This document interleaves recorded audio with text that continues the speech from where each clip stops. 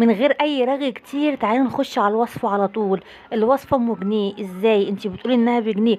اه بجنيه واقل من جنيه كمان. خليكي معايا وهتنبهري، هتشوفي احلى وصفه هتاكليها في حياتك، ما كلفتنيش غير جنيه بس. دلوقتي بقى انا جبت بطاطسايه قد كف الايد او اقل من كف الايد شويه، وبقطعها بالطريقه اللي انتوا شايفينها قدامكم ديت. طيب البطاطسايه دي كلفتني كام؟ كيلو البطاطس النهارده يا جماعه ب5 جنيه. البطاطسايه ديت واقفه عليا باقل من جنيه في الكيلو. انا خدتها وقطعتها بالطريقه ديت وحطيتها في كسرونه واحط عليها شويه ميه وشويه ملح وهسلقها. تعالي بقى هاتي بضايه. ما انت هتقولي لي البضايه غاليه، لا البضايه دي اساسا احنا مش هنستعملها. طب امال بتعمليها ليه؟ هقولك انا بعملها ليه. هاتيها بس وحطي عليها شويه ملح وفلفل اسود وحوالي بق لبن كده هو صغنن، وربيها كويس واركنيها على جنب. تعالي بقى دلوقتي البطاطس بتاعتي اتسلقت كويس وصفيتها. تعالي بقى بالشوكه بهرست البطاطس باي حاجه، اهرسيها وخليها ناعمه بالطريقه ديت. حطيتها بس في حاجه واسعه شويه واتهرست وبقت تمام. بصي يا ستي، انا معايا التوابل بتاعتي، معايا ملح وبهارات وفلفل اسود وكزبره وكمون وبصل بودر وتوم بودر وبابريكا. طب انا مش عندي التوابل دي متوفره في البيت. يا ستي حطي التوابل المتوفره عندك، الوصفه بتاعتنا هتطلع تمام وحلوه جدا. ومعلقه بقدونس عليها. طيب انا ما عنديش معلقه البقدونس، مش مشكله، هي مش هتقول لا، هتبقى حلوه وجميله جدا. انا بس حطيت معلقه البقدونس عشان تدي ايه نكهه كده اهوت وتديها روح بس. كده بقى البطاطسيه بتاعتنا قلبناها بالتوابل وبقت تمام. تعالي بقى هاتي البضايه اللي احنا ربيناها اللي احنا مش هنستخدمها، مش هنستخدمها. وهاتي بقى شويه بقسماط وشويه دقيق وحطي عليهم كده رشه ملح ورشه فلفل اسود. والبقسماط والدقيق دول كمان احنا مش هنستخدمهم هما كمان. طب امال بتعمليهم ليه؟ هقولك بس انا بعملهم ليه دلوقتي، خليكي معايا وانت هتعرفي كل حاجه.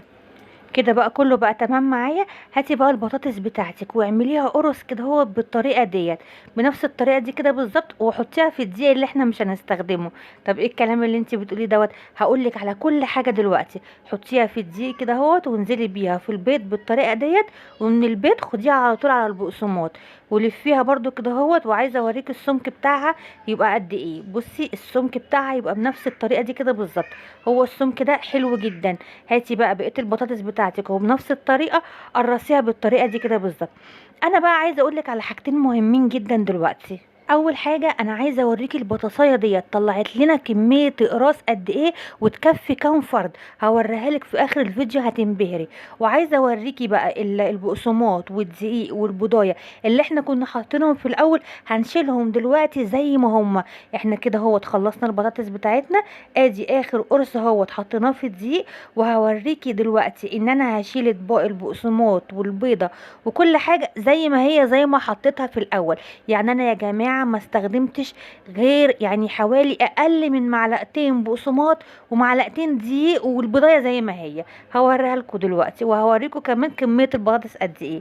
بصوا شايفين الدقيق زي ما هو بالظبط زي ما حطيته، كذلك البقسماط والبضايه هي زي ما هي. يبقى انا ما استخدمتش منهم حاجه، يعتبر حاجات بسيطه جدا اللي استخدمتها. وادي كميه الاقراص بتاعتنا، ده غير حجمها اللي يتضاعف دلوقتي لما نيجي نسويها. اهم حاجه بقى دلوقتي انا هاخدها واحطها بتاع 10 دقايق كده او ربع ساعه في الفريزر. التكه دي حلوه جدا واهم حاجه. هنا كده بقى طلعناها من الفريزر وطالعه بقى متماسكه وجميله جدا. تعالي اعرفي بقى اهم تكات في البطاطس ديت علشان ما تفكش منك. ناس كتيره جدا بتشتكي ان هي لما بتعملها بتفك منها. اول تكه يا ستي ان الزيت بتاعك يكون غزير ويكون سخن جدا قبل ما تنزلي بالبطاطس. تمام كده سخناه نزلنا بالبطاطس تكون مغطيه وش البطاطس بالطريقه دي بالظبط كده اهو. اقل بقى من 3 دقايق على الناحيه اللي تحت و3 دقايق على الناحيه اللي فوق وهتكون استوت معاكي. ولو بتلاحظي كده اهوت ان بتلاقي القرص بينفش وبيبقى منفوخ كده والريحه بجد جنان جنان. في ثواني اتعملت معايا، هتطلع بقى بالمنظر والجمال دوت. تعالي بقى اوريك الكميه اللي عملتها بقت قد ايه. حطي لي بقى لايك بسرعه ونوريني بالاشتراك في القناه قبل ما نخش على الطبق بتاعنا. تعالي بقى يا ستي شوفي الجمال دوت. بجد والله وجبة رهيبة، جنيه بالظبط اللي كلفتولي ويمكن اقل كمان يا جماعة.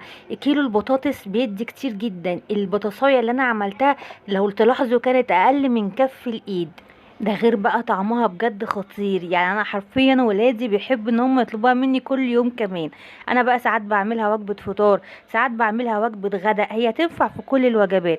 ساعات بقى ايه بتبقى الميزانية مخرمة اروح عاملاها، بعملها وجبة عشاء، بيبقى في يوم كده مثلا مش قادرة ان انا اعمل حاجة اعملها كده على السريع. تعالوا بقى شوفوا شكلها من جوه عامل ازاي. بجد والله جميلة جدا، ريحتها حلوة قوي قوي قوي. بصوا شكل القرص كمان منفوخ كده وحجمه متضاعف وجميل جدا. تعالوا بقى يعني شوفوا الوجبة دي تكفي كام فرد.